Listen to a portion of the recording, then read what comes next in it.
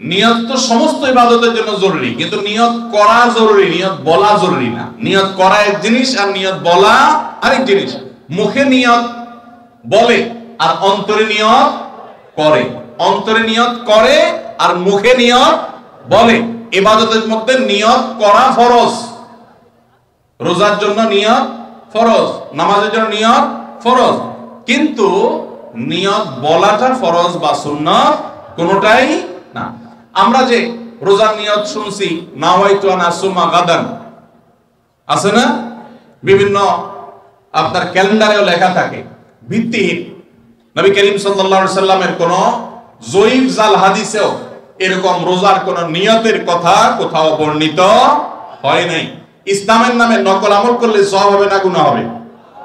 খবরদার। এই জন্য আমরা মেহেরবানি করে, আমি কি জন্য ভোর রাতে উঠছি? সারি খেতে উঠছি। সারি খেতে উঠছি মানে কালকে রোজা রাখবো, এটাই তো আমার নিয়ত। মনের ইচ্ছা আছে, ইন্টেনশন আছে, এটাই নিয়ত। মুখে আলাদা নিয়তের উচ্চারণ দরকার নাই।